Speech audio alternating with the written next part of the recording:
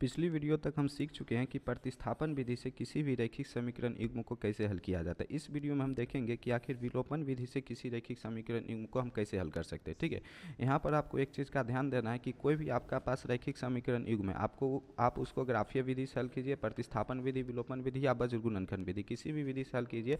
हर विधि में आपका answer same होता है, बस ये एक अलग अलग मेथड है कि अलग अलग मेथड से आप इक्वेशन को सॉल्व कर सकते हैं। ठीक है, जब आपको सब्जेक्टिव क्वेश्चन मिलेगा बोर्ड एग्जाम में, ठीक है, तो वहाँ पर क्लियरली मेंशन रहेगा कि आपको प्रतिस्थापन विधि से हल करना है, विलोपन विधि से हल करना है या वज्र गुणन विधि से हल करना है। ठीक है, पिछली वीडियो में हम प्रतिस्थापन विधि के बारे में पूरा ज्ञान ले चुके हैं। इस वीडियो में हम विलोपन विधि के बारे में सीखेंगे कि आखिर विलोपन विधि का इस्तेमाल करके हम किसी भी रैखिक समीकरण निकाय का हल कैसे कर सकते हैं। यहाँ पर आपके पास दो एग्जाम्पल है, ठीक है, जैसे 2x - 4y = में 6, ठीक है, और ये है आपका x + 4y = में 3। प्रतिस्थापन विधि में हम क्या करते थे, हम यहाँ पर आपको रिकैप करा देते हैं कि किसी एक इक्वेशन से, जैसे इसको इक्वेशन 1 कह देंगे और इसको इक्वेशन 2 कह देंगे, कि किसी एक इक्वेशन से हम क्या करते थे, x का मान निकाल लेते थे और इसको समीकरण 2 में पुट कर देते थे, या 2 से आप किसी एक चर का मान निकाल के समीकरण 1 में पुट कर देते और हम क्या करते थे, इक्वेशन को सॉल्व कर देते थे। इसमें हम क्या करेंगे विलोपन विधि में कि x और y का गुणांक बेसिकली बराबर करेंगे। ठीक है, विलोपन का मतलब होता है कि किसी एक चर को विलोप कर देंगे, एलिमिनेट कर देंगे। ठीक है, जैसे देखो यहाँ पर अगर तुम x का गुणांक देखोगे तो नजर आएगा 2 है, y का गुणांक देखोगे तो 4 है। ठीक है, यहाँ पर x का गुणांक देखोगे तो 1 है और यहाँ पर y का गुणांक देखोगे तो 4 है। ठीक है, हम बेसिकली विलोपन विधि में देखते क्या है कि यहाँ पर चर का गुणांक जो है, ठीक है, और यहाँ पर चर का गुणांक, किसी एक चर का गुणांक हम बराबर कर देंगे या तो बराबर रहेगा ही। तुम नजर दौड़ाओगे तो यहाँ पर x का गुणांक 2 है और यहाँ पर x का गुणांक 1 है, जो कि बराबर नहीं है, लेकिन देखोगे तो y का गुणांक आपका बराबर है। ठीक है, y का गुणांक भी 4 है और यहाँ पर भी समीकरण 2 में भी y का गुणांक 4 है। अगर हम दोनों इक्वेशन को जोड़ते हैं तो जोड़ा कैसे जाता है कि पहले इस LHS साइड को जोड़ देते और इधर RHS साइड को जोड़ देते, तो ये -4y से ये +4y वाला आपका कैंसिल हो जाएगा, 2x आपका x 3x बन जाता है और इधर 6 और 3 जोड़ के 9 बन जाता है और 3 से इसको काटिएगा तो x का मान यहाँ पर 3 आ जाएगा। फिर क्या करेंगे, इस x के मान को आप किसी भी इक्वेशन, इसमें चाहे इसमें कहीं पर भी रख दीजिएगा, आपका किसका मान आ जाएगा, y का मान आ जाएगा। कहीं पर भी रख दीजिएगा, किसका मान आ जाएगा, y का मान आ जाएगा। ठीक है, लेकिन कहीं कहीं आपको मिलेगा कि आपको बराबर रहेगा नहीं। ठीक है, जैसे यहाँ पर x का गुणांक 2 है तो यहाँ पर 3 है, बराबर नहीं है। यहाँ पर y का गुणांक 3 है तो यहाँ पर y का गुणांक 2 है, जो कि बराबर नहीं है। तो इसमें क्या करते हैं, हम बराबर करते हैं, किसी एक चर का गुणांक हम बराबर करके जोड़ और घटा देते हैं, यानी कि आप दोनों इक्वेशन को या तो जोड़ दीजिए या तो एक इक्वेशन में से दूसरी इक्वेशन को घटा दीजिए। ठीक है, इसका भी टिप्स है, अगर जिस गुणांक को आप बराबर कर लेते हैं, मान लेते हैं अगर हम x के गुणांक को बराबर कर लेते हैं, अगर इस दोनों प्लस में है, ठीक है, तो आपको एक में से दूसरे को घटाना पड़ेगा, या दोनों माइनस में तो भी एक में से दूसरे को घटाना पड़ेगा, लेकिन एक प्लस एक माइनस में तो सिंपल आप दोनों इक्वेशन को जोड़ देंगे, जैसे कि हम इसमें करेंगे। ठीक है, तो हम आपको, ठीक है, एक्चुअली में करके दिखाते हैं। अगर आपको बोर्ड एग्जाम में आता है तो आपको लिखना कैसे है, पहले तो आपको हल लिख देना है, फिर आपको जो इक्वेशन पहला दिया हुआ है 2x - 4y = में 6, ये लिख के इसको इक्वेशन 1 कह देना। ठीक है, हम यहाँ पर वैल्यू पेन ले लेते हैं, फिर आपका x + 4y = में दिया है 3, इसको आप इक्वेशन 2 कह देना। उसके बाद क्या करना, आपको देखना है कि समीकरण में चूंकि y का गुणांक तो बराबर है, तो हमको गुणांक एक, मतलब y का गुणांक आपको बराबर पहले क्वेश्चन में दे चुका है, तो हमको y का गुणांक बराबर करने की आवश्यकता नहीं है। जब आवश्यकता नहीं है तो उसके बाद हम क्या करेंगे, सिंपल समीकरण 1 तथा 2 को जोड़ देंगे। यहाँ पर लिखना समीकरण 1 तथा 2 को जोड़ने पर, यहाँ पर हम जोड़ने पर इतना लिखने की वजह सिंपल जोड़ लिख दिए। उसके बाद हम क्या करेंगे, जोड़ा कैसे जाता है, एकदम बच्चा जैसा बताते हैं। इस इक्वेशन का जो लेफ्ट साइड है, ठीक है, उसको लिख लो, तो इसको हम लिख लिए 2x - 4y। फिर दूसरे इक्वेशन का ये जो लेफ्ट साइड है, LHS साइड है, इसको लिख लो। चूंकि हम जोड़ रहे हैं तो पहले जोड़ का साइन दे दो, फिर ब्रैकेट में इसको तुम x + 4y लिख दो। उसके बाद क्या करो, ये जो राइट RHS साइड है इसको पहले लिख लो, ठीक है, फिर इधर वाला, ठीक है, समीकरण 2 का जो RHS साइड है इसको, ठीक है, तुम यहाँ पर लिख लो।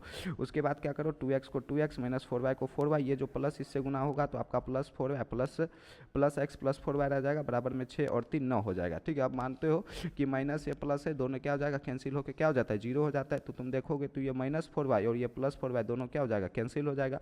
आपके पास बचेगा क्या, ये 2x + x, जो कि जुड़ के हो जाएगा 3x, बराबर में 9। अगर यहाँ से x का मान निकालना चाहेंगे तो क्या आ जाएगा, 3 आ जाएगा। ठीक है, 3 से ये 9 कितनी बार में कट जाएगा, ध्यान दो, 3 कम 3 और 3 तिहाई 9, यानी कि x बराबर आ जाएगा 3। उसके बाद हम क्या करेंगे, इस x के मान को आप किसी भी इक्वेशन, आप चाहो तो इक्वेशन 1 में रख दो, आप चाहो तो इक्वेशन 2 में रख दो, दोनों से y का मान सेम आ जाएगा। तो हम इक्वेशन 1 में रख देते हैं, x का मान समीकरण 1 में रखने पर। तो यहाँ से आप लिख लेना कि x का मान कहाँ रखने पर, समीकरण 1 में रखने पर। ठीक है, तो यहाँ पर लिख लेना x का मान समीकरण 1 में रखने पर। x का मान क्या है मेरा 3, तो यहाँ पर 2 × 3, ठीक है, समीकरण 1 देखोगे तो यह है 2x - 4y, यानी कि 2 × 3 करेंगे। ठीक है, और माइनस में 4y को 4y रहने देंगे, = में 6, 2 × 3 करेंगे तो ये 6 बन जाएगा, माइनस में -4y इक्वल टू में 6, ठीक है। इस -4y को उस पार भेजेंगे तो +4y हो जाएगा और इस 6 को इधर भेजेंगे तो 6 - 6 हो जाएगा, यानी 0 इक्वल टू में आपका 4y आ जाएगा तो y बराबर में आपका 0 आ जाएगा। यानी इस इक्वेशन को जो हम विलोपन विधि से सॉल्व किए तो x का मान आपका 3 आ गया और y का मान क्या आ गया, 0 आ गया, ठीक है। आप किसी भी विधि से सॉल्व करो x और y का मान तो आना वही है, ठीक है। बस विलोपन विधि में करते कैसे, ये जो स्टेप है ना, ये स्टेप, इस स्टेप को आपको ध्यान रखना है, ठीक है। फिर से बता देता हूँ, विलोपन विधि में आपको करना क्या है कि किसी एक चर का गुणांक बराबर करके दोनों इक्वेशन को जोड़ना या घटाना होता है, ठीक है। जैसे आप एग्जाम्पल नंबर 2 देखो, इसमें करना क्या है कि आपको चर के गुणांक को बराबर करना है। पहला इक्वेशन है आपका 2x + 3y इक्वल टू में 6, इसको इक्वेशन 1 कर देंगे।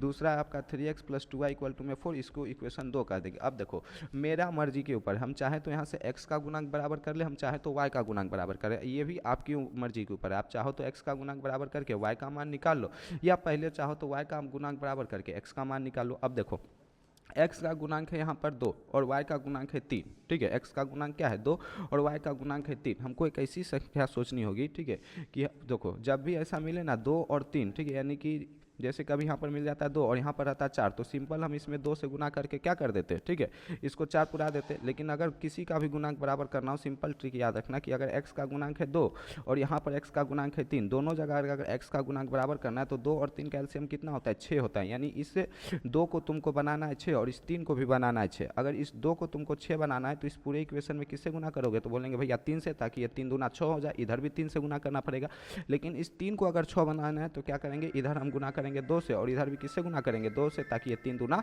6 हो जाए। यानी हम करेंगे क्या कि पहले इक्वेशन में तो 3 से मल्टीप्लाई करेंगे, ध्यान दो, पहले इक्वेशन में तो 3 से मल्टीप्लाई करेंगे, लेकिन दूसरे इक्वेशन में किससे मल्टीप्लाई करेंगे, 2 से। तो यहाँ पर लास्ट में लिख देना कि समीकरण 1 में, ठीक है, समीकरण 1 में, ठीक है, कितने से, तो 3 से, ठीक है, तथा समीकरण 2 में, तथा यहाँ पर 2 में किससे, तो 2 से गुना करने पर, ठीक है, क्या करने पर, गुना करने पर, ठीक है। अब देखो जब समीकरण 1 में तुम कितने से गुना करोगे, 3 से गुना करोगे तो ये तुम्हारा 3 दूना 6x हो जाएगा, ठीक है। ये आपका 3 तिया 9y हो जाएगा और बराबर में ये 6 18 हो जाएगा, ध्यान दो, ठीक है। इधर भी 3 से गुना करेंगे तो ये 6 18 आ जाएगा। जब इधर 3 से गुना करेंगे तो ये 3 दूना 6x आ जाएगा और ये 3 तिया आपका 9 आ जाएगा, ठीक है। सेम उसी तरीके से जब इसमें हम 2 से गुना करेंगे तो ये आपका पहले 3 दूना 6x आ जाएगा, फिर 2 दूना 4y हो जाएगा, ठीक है, और बराबर में 4 दूनी 8 हो जाएगा। ध्यान दो, इधर 2 से गुना करेंगे तो ये तो 4 दूनी 8 हो जाएगा और इसमें भी 2 से गुना करेंगे तो ये 3 दूना 6x आ गया और 2 दूनी आपका 4y हो गया, ठीक है। इसके बाद हम क्या करेंगे, इसको नाम दे देंगे इक्वेशन 3 और इसको नाम दे देंगे इक्वेशन 4। अब देखो अब हमको करना क्या है कि जिस चर का गुणांक हम बराबर किए कैसे भी करके इस दोनों को कैंसिल करना। अब देखो ये भी है प्लस में, ये भी है प्लस में, अगर हम दोनों इक्वेशन को जोड़ देते हैं ना तो यहाँ पर 6x कैंसिल नहीं होगा, 6 और 6 जुड़ के यहाँ पर 12x हो जाएगा। लेकिन इसको हमको कैंसिल करना है तो हम क्या करेंगे, एक में से दूसरे को घटा देंगे। अगर 6x में से हम 6x को घटा देते हैं तो क्या दोनों कैंसिल हो जाएगा, बोलेंगे भैया कैंसिल हो जाएगा। तो करना क्या है कि किसी एक इक्वेशन में से किसी दूसरे इक्वेशन को घटा दो, चाहो तो 3 में से 4 को घटा दो या चाहो तो 4 में से 3 को घटा दो, कुछ भी करो। हम यहाँ पर समीकरण 3 में से समीकरण 2 4 को क्या करते हैं, घटाते हैं। और जब घटाते हैं 4 को घटाते हैं तो हम क्या करते हैं, 4 के इक्वेशन में जो भी पद है उसका साइन हम क्या कर देते हैं, चेंज कर देते हैं। तो जब हम 6x का चेंज करेंगे तो ये माइनस हो जाएगा, 4y का साइन चेंज करेंगे ये भी माइनस हो जाएगा और 8 का साइन चेंज करेंगे ये भी माइनस हो जाएगा। अब ये प्लस 6x है और ये माइनस 6x है, आपका क्या हो जाएगा, कैंसिल हो जाएगा, ठीक है। तो प्लस 6x से आपका माइनस 6x कैंसिल हो जाएगा, सिंपल। अब ये आपका प्लस 9 है y है, ठीक है। और ये ध्यान दो ये प्लस 4y नहीं है, इसका साइन चूंकि चेंज हो चुका है, क्या हो चुका है, चेंज हो चुका है, चेंज हो चुका है, क्योंकि हम 3 में से क्या किए, 4 को घटा दिए। तो ये आपका 9y है और ये आपका माइनस में 4y है, कितना है, माइनस में 4y, क्योंकि हमने साइन को क्या कर दिया, चेंज कर दिया। तो ये 9y में से जब 4y जाएगा तो यहाँ पर आपको कितना बचेगा, 5y बचेगा।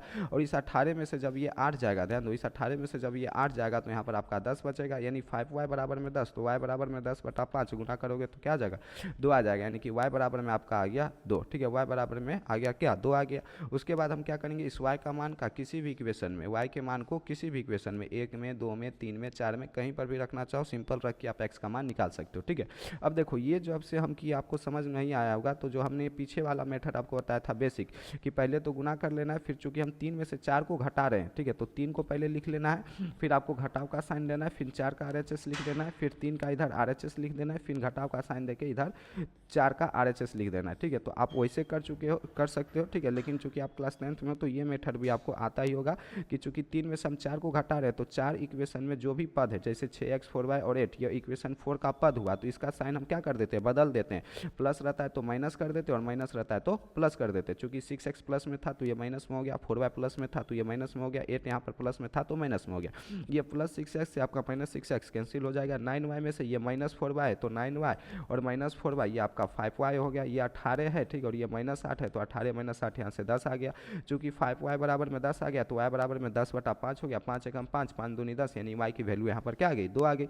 अब y का मान तुम किसी भी इक्वेशन में रख दो। यहाँ पर मान लो हम इक्वेशन 1 में क्या करते हैं, y का मान रख देते हैं। इक्वेशन 1 में क्या है कि 2x प्लस 3y, तो 3 गुना 2, चूंकि y का मान 2 है, बराबर में 6, तो 2x प्लस 6 बराबर में आपका 6 आ जाएगा। तो 2x बराबर में मेरा 6 माइनस 6, यानी कि 2x बराबर में 0, तो x बराबर में यहाँ से 0 आ जाएगा। तुम किसी भी इक्वेशन में रख देना, ठीक है। x का मान तुम्हारा 0 ही आएगा, ठीक है, और y का मान तुम्हारा 2 चूंकि आ ही चुका है, ठीक है। इस तरीके से आप क्या कर सकते हैं, विलोपन विधि से किसी भी रैखिक समीकरण युग्म को क्या कर सकते हैं, हल कर सकते हैं, ठीक है। आई होप आपको विलोपन विधि समझ में आ चुका होगा। अब हम लोग प्रश्नावली 3.4 की तरफ बढ़ेंगे, जिसमें विलोपन विधि से रैखिक समीकरण युग्म को हल करना है।